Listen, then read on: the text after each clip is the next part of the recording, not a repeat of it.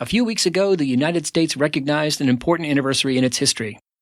July 26th marked the 69th anniversary of President Harry Truman's Executive Order 9981 that desegregated the U.S. military. It was an important moment in advancing the cause of civil rights and equality in this nation. But this past July 26th also saw President Donald Trump announce, via Twitter, that transgender personnel would no longer be allowed to serve in the U.S. Armed Forces. Perhaps a remarkable coincidence. You are listening to In the Past Lane, the podcast about history and why it matters. We, the people of the United States, in order to form a more to huddled masses yearning to breathe free. Consider that we shall be as a city upon a hill. That all men and women are created equal. Give me liberty or give me death. Nobody's free until everybody's free. The government of the people, by the people, for the people, shall not perish from the earth. History matters because it's not just about the past. History's about us, here and now. It explains the world we live in and why things are the way they are. And history gives us insights into how to achieve a more just, peaceful, and prosperous future. So people, let's do this.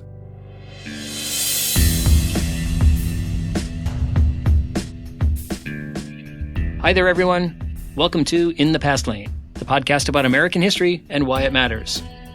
I'm host Edward T. O'Donnell, your historian at large, and this is In the Past Lane, episode 35, in which we look at the story of Albert Cashier, possibly the best-known transgender soldier in U.S. history, who served in the Union Army during the American Civil War.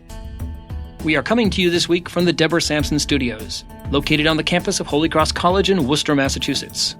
You can learn more about me, this podcast, and our guests at our website, inthepastlane.com. And on Facebook, and Twitter, and Instagram. Managing us with military precision is our wonderful executive producer, Lulu Spencer. So what's happening at In the Past Lane this week? Well, I just finished a 2-week vacation, part of it in Texas, part of it in Massachusetts, and all of it with my family. It was great. Now it's mid-August, and if you're in the field of education, you know what that means. You start getting that August feeling. That's that rising sense of anxiety when you start thinking about putting together a syllabus for a course and ordering books, selecting and copying readings, planning events for the semester. It's all good, and I love teaching. But nonetheless, the last 2 weeks of August are always a little nerve-wracking. And you know what the best remedy for that is? Squeezing in a few more trips to the beach before Labor Day. That's my goal anyway. I hope you're all enjoying the remaining days of summer.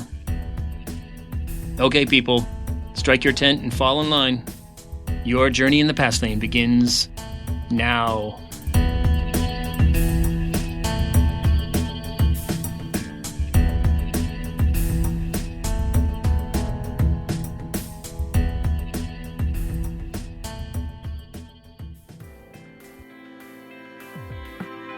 President Trump making military policy via Twitter. Today, suddenly announcing the United States government will not accept or allow transgender individuals to serve in any capacity in the U.S. military, sparking instant criticism from Democrats and Republicans.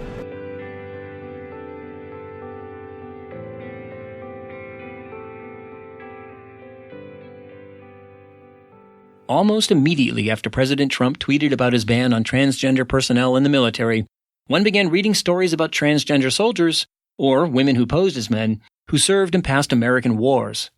There's the case of Deborah Sampson, who fought in the Continental Army during the American Revolution, under the name of Timothy Thayer. And Sarah Emma Edmonds, who served in the Union Army during the Civil War, going by the name Frank Thompson. In these cases, Sampson and Edmonds were women who posed as men so that they could get the chance to fight. A more intriguing case of a person who, by all accounts, was what today we would call transgender, involved Jenny Hodgers, a.k.a. Albert Cashier. Albert Cashier was born Jenny Hodgers in County Louth, Ireland, in 1843. How she came to America is not clear. One account says she stowed away on a ship. Another claimed that she emigrated as a young girl with her family to upstate New York. One thing is certain. She grew up in poverty and never learned to read or write. Jenny Hodgers was 18 years old and living in Illinois when the Civil War broke out in 1861. 15 months later, in July 1862, President Abraham Lincoln issued a call for an additional 300,000 volunteers for the Union Army. Well, when Jenny Hodgers heard this, she wanted to serve. And after hearing from several young men that the medical examination for new recruits consisted of little more than a quick once-over in full clothing, she decided to try her luck. On August 6, 1862, Hodgers walked into the local recruiting office and enlisted as Albert D.J. Cashier. With the stroke of a pen, she became Albert D.J. Cashier, Private First Class, Company G, 95th Illinois Infantry Volunteers. After weeks of training, Hodgers, now Albert Cashier, left Illinois with his regiment on November 4, 1862, bound for Kentucky to serve under the command of Major Ulysses S. Grant. For the next 3 years, Cashier and the 95th Illinois would see some of the fiercest fighting in the war, including the siege of Vicksburg, the Red River Campaign, and the Battle of Guntown in Mississippi. In all, Albert Cashier fought in more than 40 battles and earned a reputation for bravery and courage under fire. On one occasion, at the siege of Vicksburg, he was briefly captured, but he escaped after grabbing a guard's rifle and knocking him senseless. Remarkably, Cashier escaped the war without serious injury, a fact that allowed him to keep his identity a secret. Decades later, after his identity was revealed, his fellow soldiers were shocked. Said one of them, "I never suspected at any time, all through the service, that Cashier was a woman." Another attested that Cashier, quote, seemed to be able to do as much work as anyone in the company. In the fall of 1865, 4 months after Lee surrendered and the Civil War came to a close, the 95th Illinois was mustered out of service.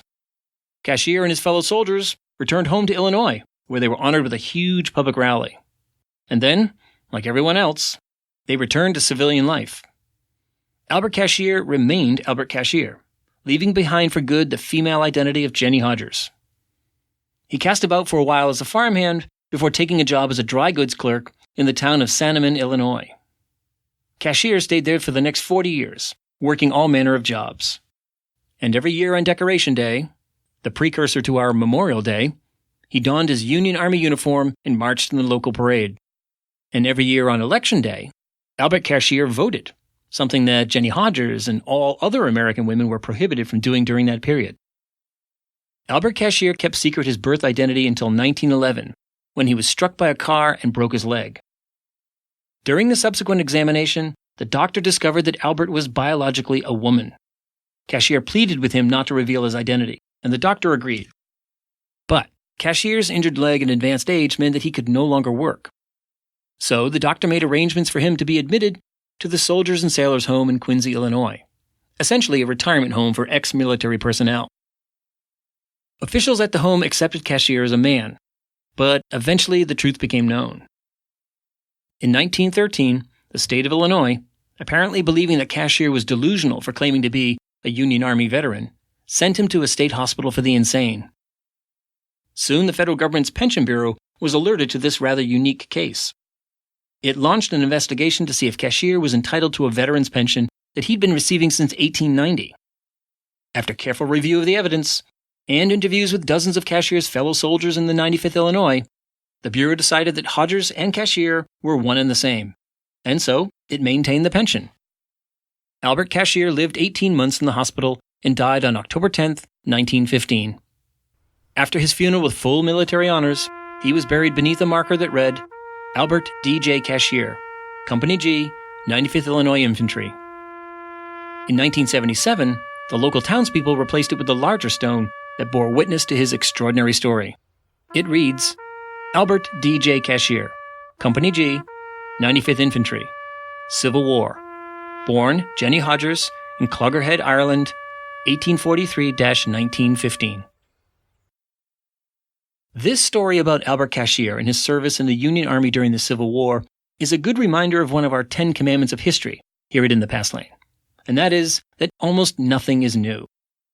That is, when controversies erupt over technological innovations, new social practices, civil rights demands, and so on, what makes these things controversial is the notion that they represent somehow a radical and utterly new development. And, as we all know, people don't like change.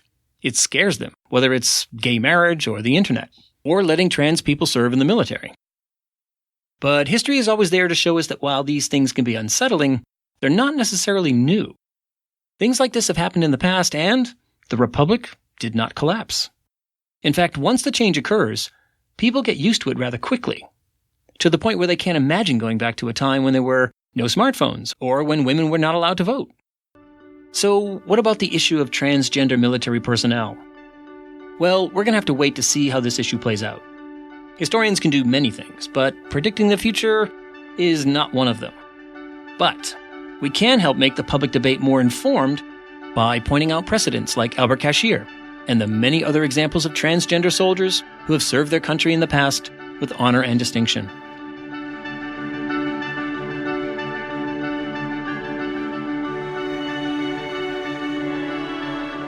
You and I are listening to In the Past Lane, a podcast about history and why it matters.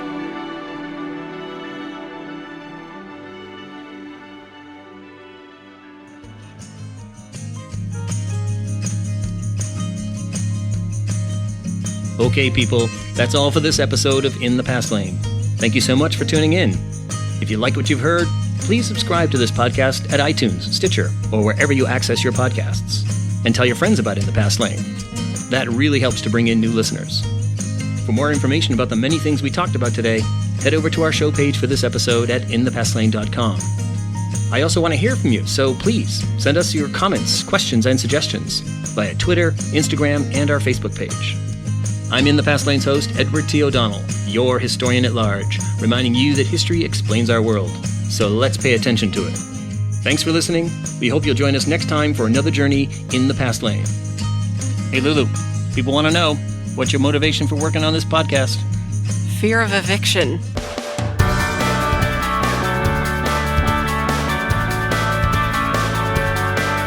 SBI, Snoring Beagle International.